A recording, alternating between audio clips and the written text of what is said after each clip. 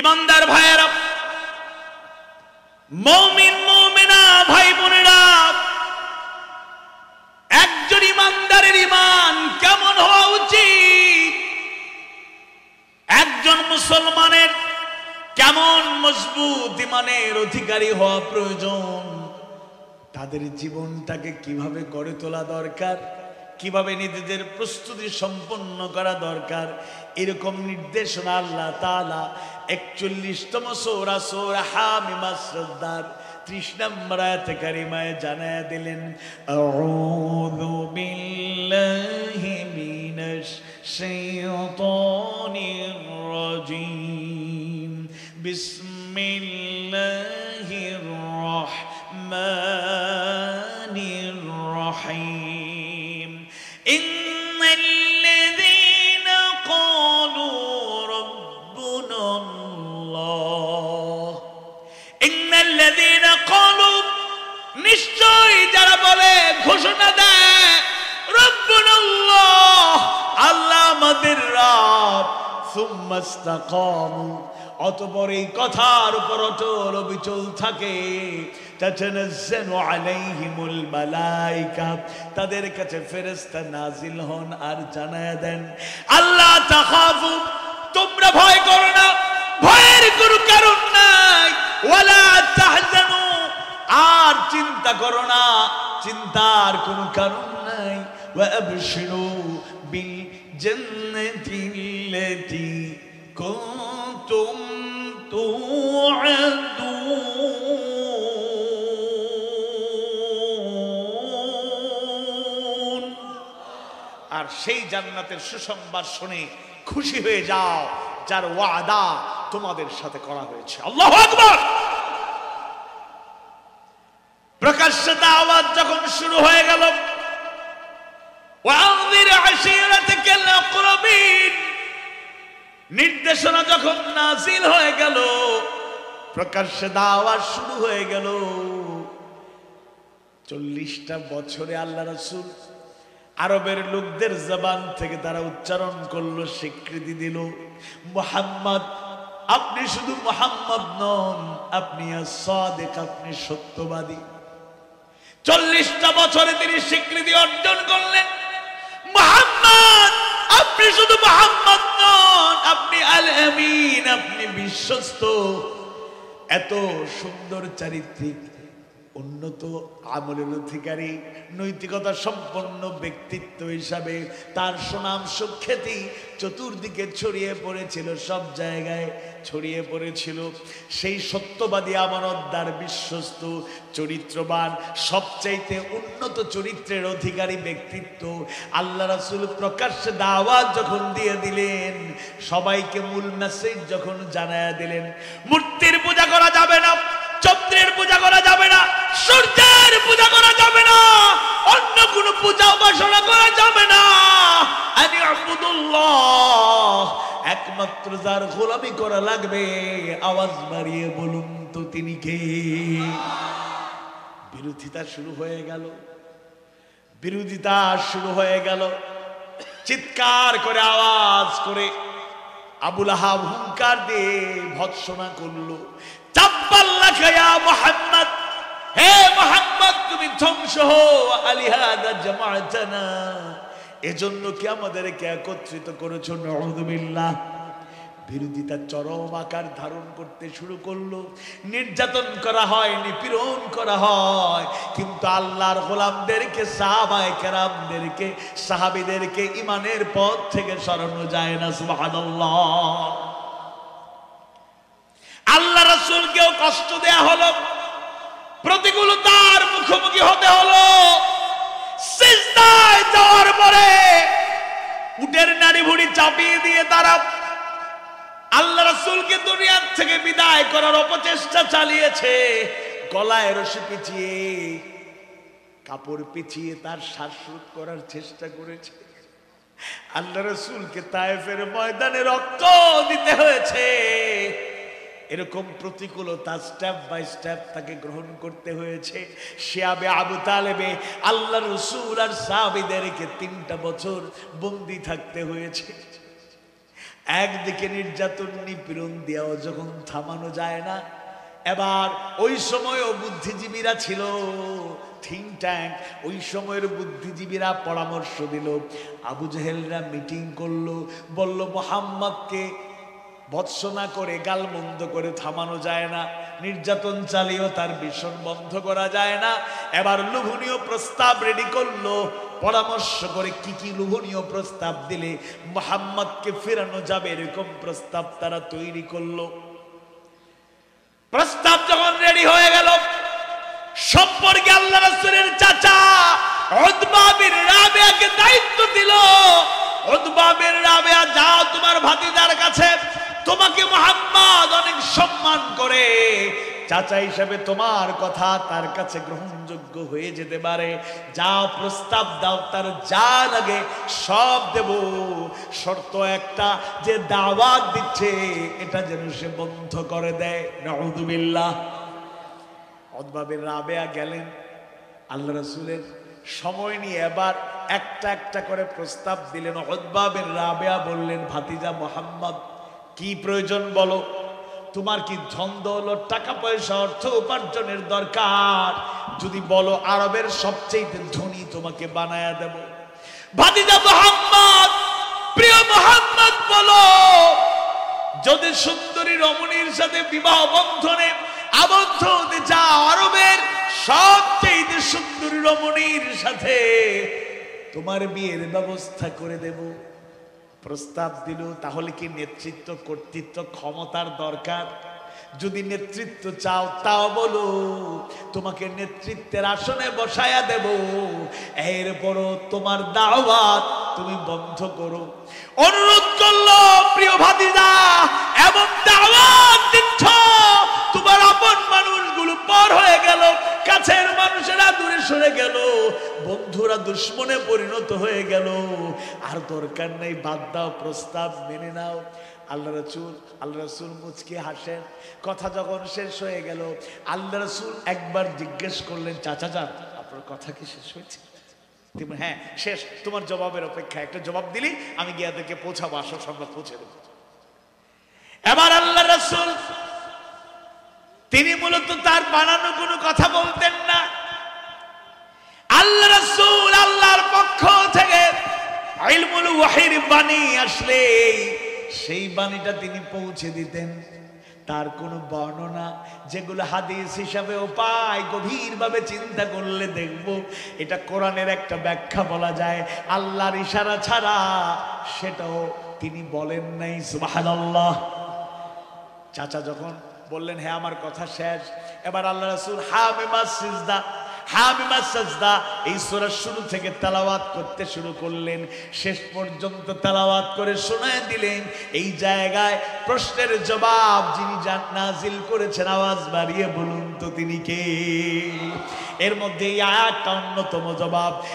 ইমানদার যারা হয়ে যায়, আল্লাহর গোলাম যারা হয়ে যায়, প্রকৃত মুমিন মুমিনার কাদের যারা শামিল হয়ে যায়, ইন্নানি মিনাল মুসলিমিন, যারা নিজেকে মুসলমান দাবি করে, আমি মুসলমানের অন্তর্ভুক্ত, যারা প্রকৃত ইমানদার হয়ে যায়, আল্লাহকে যারা রব হিসাবে গ্রহণ করে নেয়, তাদের জীবন কেমন হয় আল্লাহ তাআলা উত্তর জানায়া দিলেন। এর মানে উতবা বিন রাবিয়াকে জানায়া দিলেন, আমরা আল্লাহকে রব বলার পরে আর ফেরার কোনো সুযোগ নাই, অবিচল থাকবো, অবিচল থাকতে গিয়ে যত প্রতিকূলতা আসুক এটা মোকাবেলা করব, প্রয়োজনে শাহাদাতের পেয়ালা পান করা যাবে, কিন্তু আল্লাহকে রব বলার পরে আল্লাহকে ছাড়া যাবে।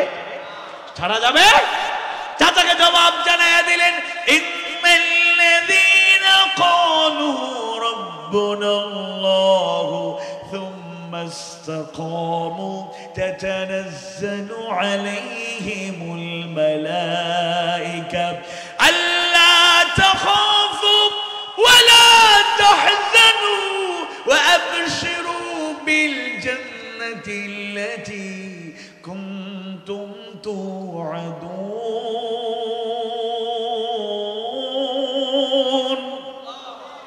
আল্লাহ রাসূল অবিচল ছিলেন।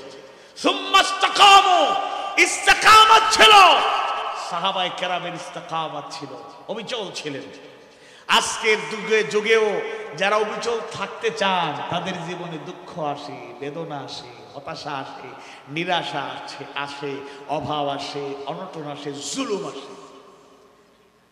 আসে।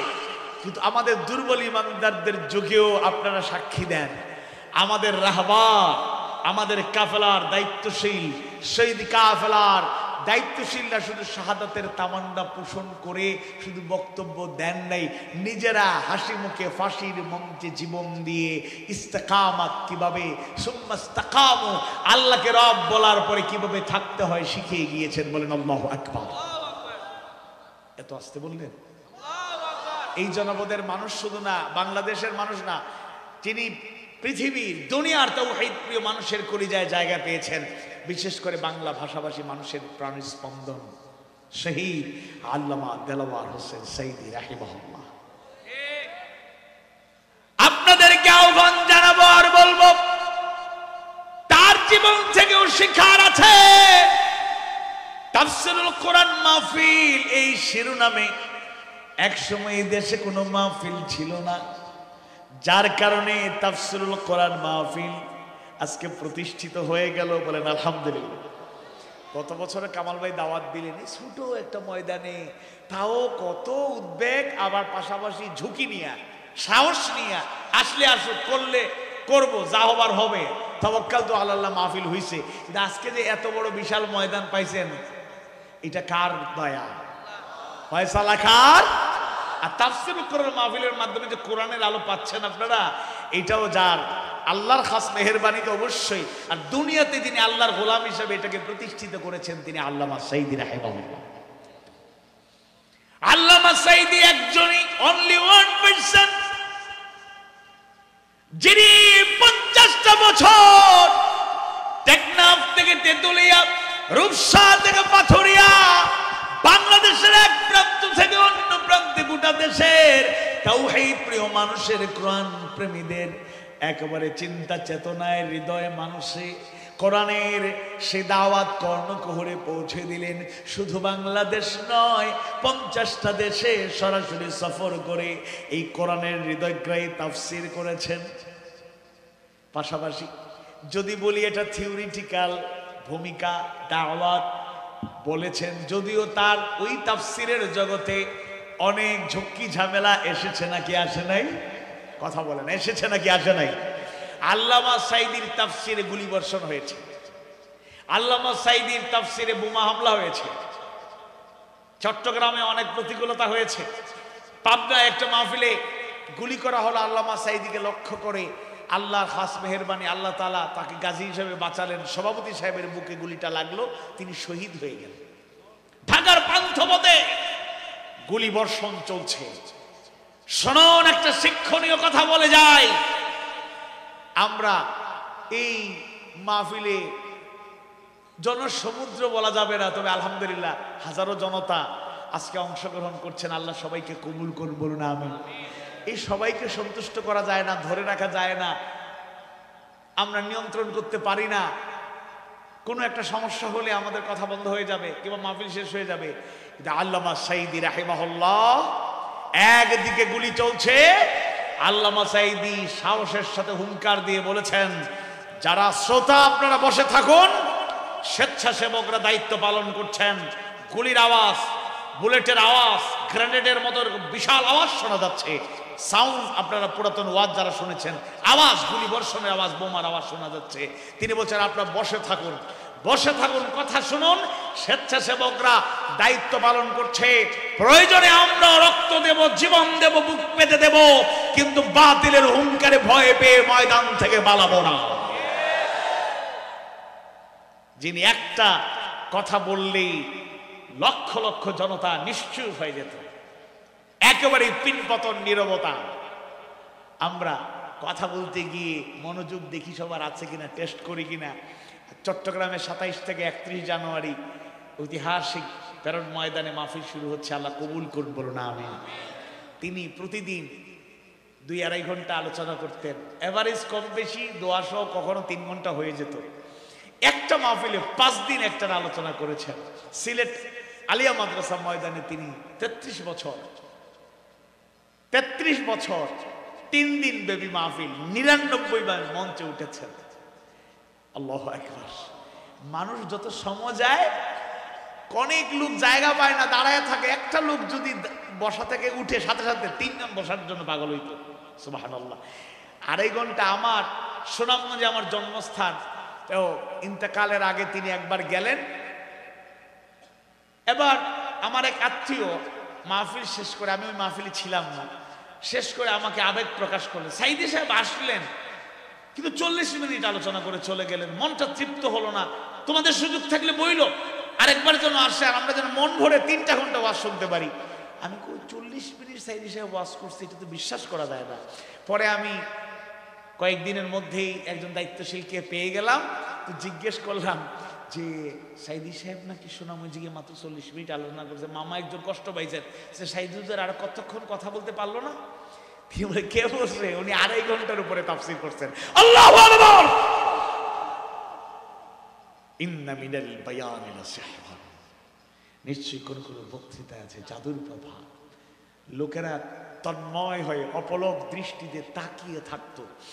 আর আমি শ্রোতা হিসাবে বলি, আমি 9 সাল পর্যন্ত লাস্ট, আমি একেবারে আল্লাহর রহমতে 96 সাল থেকে 2009 সাল সিলেটে আসার পর থেকে পড়াশোনা, ছাত্র জীবনের ফাঁকে ফাঁকে স্বেচ্ছাসেবকের দায়িত্ব পালন করছি। অনেক সময় রিসিভ করতে গিয়েছি, কাছ থেকে অনেক রকমে দেখেছি। আল্লাহ রহমতে আমার একটা শ্রেষ্ঠ স্মৃতি আপনাদেরকে বলি। প্রথম তাকে সরাসরি দেখেছি আমি 5ম শ্রেণীর ছাত্র, 2রা ডিসেম্বর 1994। আমার আব্বাজান ছিলেন ওই মাহফিলের উপস্থাপক, আর আমি ছিলাম আব্বার সাথে সফর সঙ্গী। আমার ছোট মানুষের স্বপ্ন ছিল অনেক মঞ্চে ওঠার সময় বাচ্চাদের নিয়ে উঠে, এখনো এখানে মঞ্চে হয়তো কেউ উঠেন না, অনেক মঞ্চে বাচ্চা নিয়ে অনেকে মঞ্চে উঠে। আমিও স্বপ্ন নিয়ে গিয়েছিলাম যে আব্বার সাথে সাইদি সাহেবের ওয়াজ। তখন তো এত বুঝি না, কিন্তু সাইদি সাহেব যে একজন মহান ব্যক্তি এটা বুঝতে পারছি। এত বড় ব্যক্তিকে যদি আমাদের একজন হুজুর মাহফিলের আগেই বলছেন, এমন একজন ব্যক্তি যার 1টা মিনিটের কথা শুনলে আমাদের 1 ঘন্টা দিয়ে ওই 1 মিনিটের কথার মতো বুঝাতে পারবো না। সুবহানাল্লাহ। তো আকর্ষণ বেড়ে গেছে। এবার গিয়েছি আশা করে করে, আল্লাহ আসরের নামাজ পড়ে আব্বা আমার এরকম খুঁটি একটার পাশে বসাইয়া, সামনে খুঁটি বসাইয়া উনি মঞ্চে উঠতেছে। স্বেচ্ছাসেবক যিনি দায়িত্বশীল ছিলেন শৃঙ্খলা বিভাগে, আমার ছেলেটা দেলোয়ার একটু দেখে রাখবেন। উনি হাসি হাসি বলতেছেন, এত বড় মঞ্চ, আরো অনেক বড় মঞ্চ সাইদি সাহেবের থাকতো, আপনারা জানেন, উঁচু মঞ্চ, কত জায়গা আছে, আপনার কাছে রাখলেই তো হয়। না না না না, এটা করবে না। আমার স্পষ্ট এতটুকু মনে আছে, বুঝ না থাকলেও তিনি বলছেন, না আমি তো উপস্থাপক, আমার দায়িত্বের কারণে আমি মঞ্চে উঠছি, কিন্তু সে তো এই যোগ্যতা তার অর্জন হয় নাই। আল্লাহ কখনো তৌফিক দিলে সে মঞ্চে উঠবে। সুবহানাল্লাহ। এটা আমার জীবনের একটি প্রেরণা। আমরা 6 ভাই, কিন্তু এই ময়দানে যে আল্লাহ আমাকে কেন কবুল করেছেন কারণ খুঁজে পাই না। আল্লামা সাইদিও প্রেরণার বাতিঘর, আবার আমার আব্বাজানের দোয়া মনে হয় আছে। আমি এই কারণে বলি, আল্লামা সাইদি একজন 50টা বছর থিওরিটিক্যাল যদি বলি যে তিনি আলোচনা করেছেন, বয়ান করেছেন, এটা থিওরিটিক্যাল দিক। আবার প্র্যাকটিক্যাল দিক কি? তিনি ইমানের জজবার কথা বলেছেন, শাহাদাতের ঘটনাগুলো বলেছেন। তিনি যখন সাহাবীদের ত্যাগ আর কুরবানির ঘটনাগুলো বলতেন, আমরা এখন শুনলে কাঁদি না, চোখের পানি থামানো যায় না। তার এক একটা আলোচনা বিপ্লবী আলোচনা করেছেন, তার এক একটা কথায় হৃদয়ে জাগরণ তৈরি হতো। সম্মানিত উপস্থিতি, একটা না বয়োবৃদ্ধ অবস্থায় জেলে থাকলেন। একটা দিন কি কেউ কোনো সংবাদ দিতে পেরেছে? পরিবারের মাধ্যমে বলেছেন, আমার বড় কষ্ট হচ্ছে, তোমরা দোয়া করো, জেলে থাকতে আর ভালো লাগছে না। একদিন শুনছেন? বরং জেলে গেলে হাসি মুখে কথা বলতেন, উৎসাহ দিতেন, প্রেরণা দিতেন। একদিনে মন খারাপ করেন নাই। এমনকি তার মন হয়তো বলছিল, তাকে পরিকল্পনা করে নিয়ে আসা হলো হসপিটালে, মন বলছিল হয়তো তিনি হয়তো থাকবেন না, কিন্তু তিনি ভেতরে ঢোকার আগেই আল্লাহর খাস মেহেরবানি যে মুচকি হাসিটা দিলেন, জান্নাতি হাসি দিয়া তিনি চলে গেলেন হেসে হেসে। আর কোটি কোটি মানুষ এখনো স্মরণ হলে চোখের পানি থামানো যায় না। ইমানদার ভাইয়েরা, বিশ্বনন্দিত মুফাসসির কোরআন, কোরআনের পাখি শহীদ আল্লামা দেলোয়ার হোসেন সাঈদী রাহিমাহুল্লাহ 13টা বছর জেলখানায় ছিলেন। সবরের সাথে স্বাভাবিকভাবে সময় কাটিয়েছেন। লোভনীয় প্রস্তাব একটার পর একটা তার কাছে এসেছে। লোভনীয় প্রস্তাব, মুক্তির প্রস্তাব। আপনি বের হয়ে যাবেন, একটা সত্য, প্রয়োজনে নতুন দল করুন, আমরা সাপোর্ট দেব। সরকারের অংশীদার হয়ে যান, আপনাকে পাশে নিয়ে নেব। আপনি মুক্ত হয়ে মুক্ত বিহঙ্গের মতো গোটা দুনিয়ায় বিচরণ করেন, কোনো বাধা থাকবে না। শর্ত একটা, যাদের সাথে আছেন শুধু তাদেরই সাথে সম্পর্ক ছিন্ন করুন। আর আপনি বলবেন এরা হক নয়, দ্যাটস এনাফ। আল্লামা সাঈদী যতবার প্রস্তাব পেয়েছেন মুচকি হাসলেন আর জবাব বললেন, আমার রায়টা কি? যাবজ্জীবন কারাদণ্ড, যতদিন বাঁচবো কারাগারে থাকবো, এটা তো কোনো ব্যাপার নয়। বরং রায় পাল্টিয়ে যদি আপনারা ফাঁসির রায় কার্যকর করতে চান, হাসি মুখে ফাঁসির মঞ্চে জীবন দেব। এক মুহূর্তের জন্য হক পথ যেটাকে আঁকড়ে ধরেছি তাদের সঙ্গ ছাড়ব না। আল্লাহু আকবার।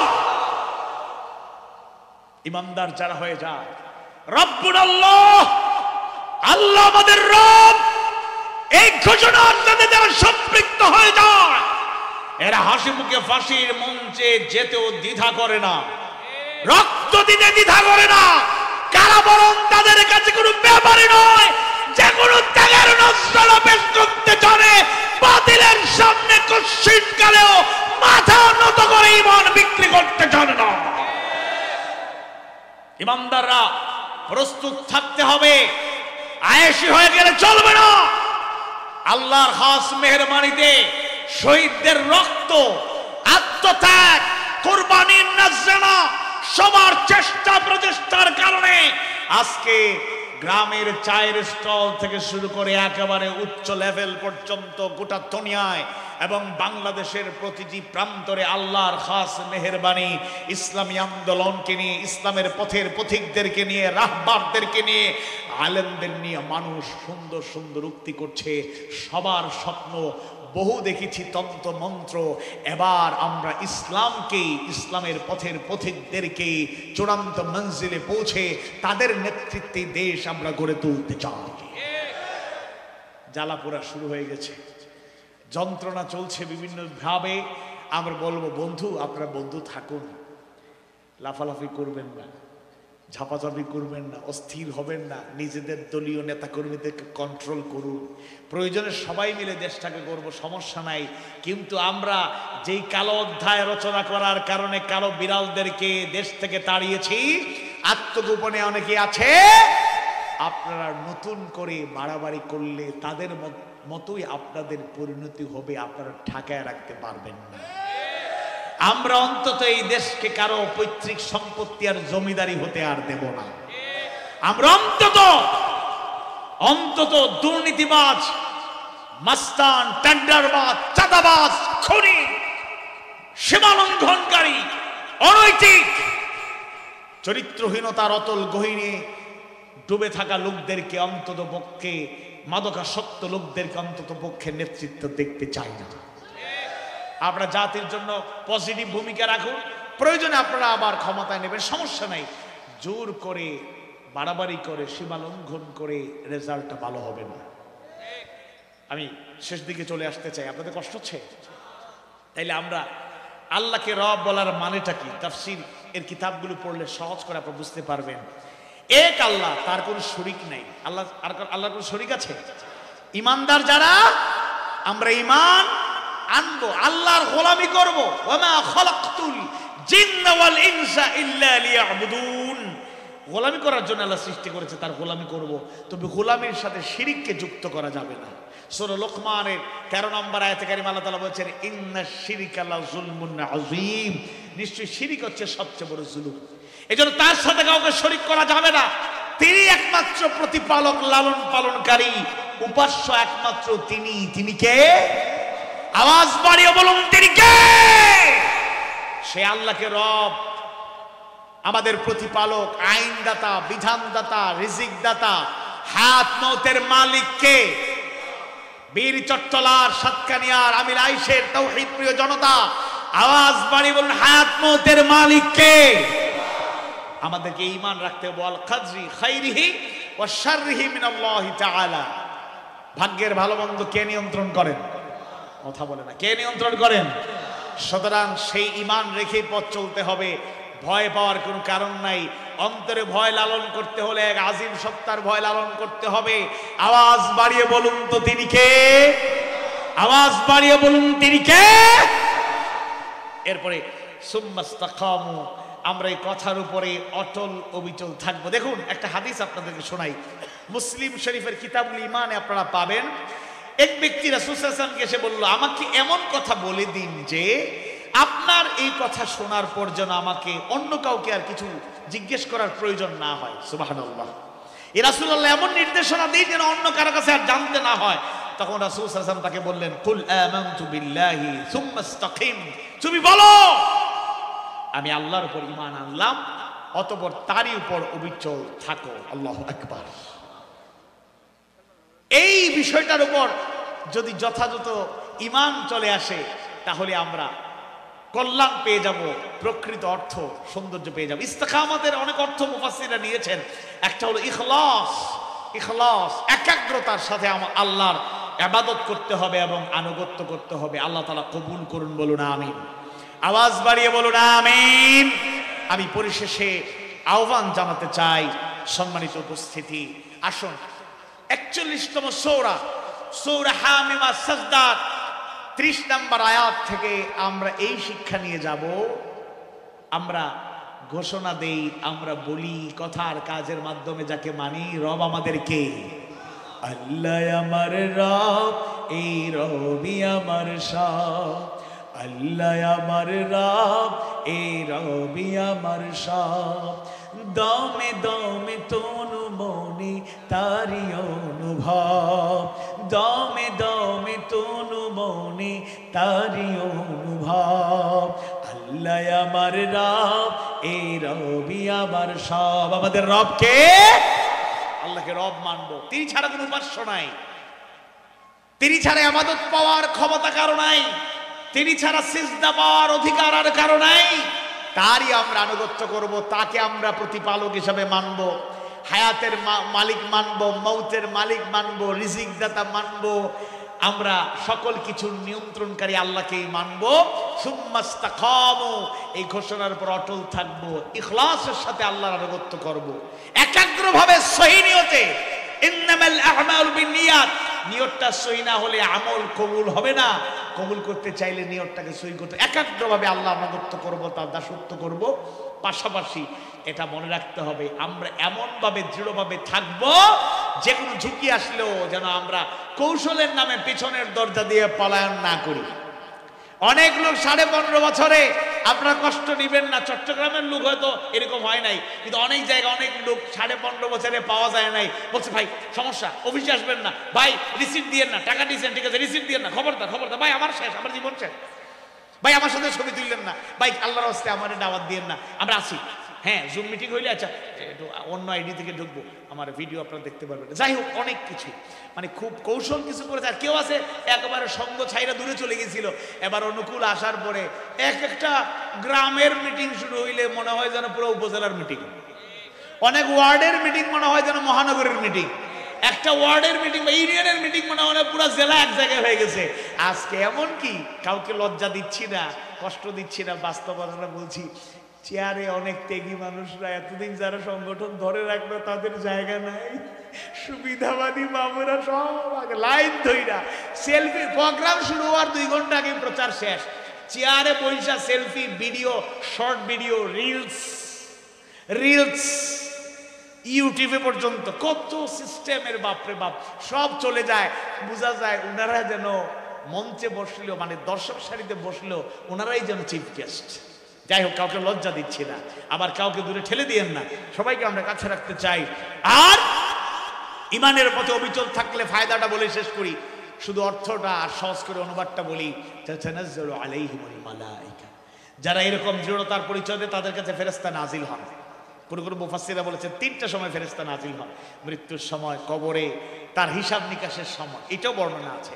তো ফেরেশতারা ইমানদারদের সামনে, কিংবা যারা কেউ শাহাদাত বরণ করছে, কঠিন সময় পার করছে, ফেরেশতা তার কাছে নাজিল হন, আয়েশা তারে সান্ত্বনা দেন, আল্লাহ তাখাফু, ভয় করো না, ভয়ের কারণ নাই, ওয়ালা তাহজানু, চিন্তা করো না, চিন্তার কারণ নাই, ওয়া আবশিরু বিল জান্নাতিল্লাতী কুনতুম তুআদুন, আর সেই জান্নাতের সুসংবাদ শুনে খুশি হয়ে যাও যারা ওয়াদা তোমাদের সাথে করা হয়েছে। ইসলামের পথ, ইমানের পথ কুসুমাস্তীর্ণ নয়, কণ্টকাকীর্ণ। অভাব থাকতে পারে, অনশন থাকতে পারে, দুঃখ কষ্ট যাতনা থাকতে পারে, নির্যাতন নিপীড়ন থাকতে পারে। ইমানের উপর থাকলে আল্লাহ তাআলা আয়াত দিয়ে উৎসাহ দিচ্ছেন, ভয় পাও না, হতাশ হয়ে যাও না, চিন্তিত হয়ে যাও না। দুনিয়ায় সব অভাব পূরণ হবে না, সব কিছু দুনিয়াতে পেয়ে যাবে না। জান্নাতে সব কিছু পরিপূর্ণরূপে কাজা কাফারাত আদায় হবে।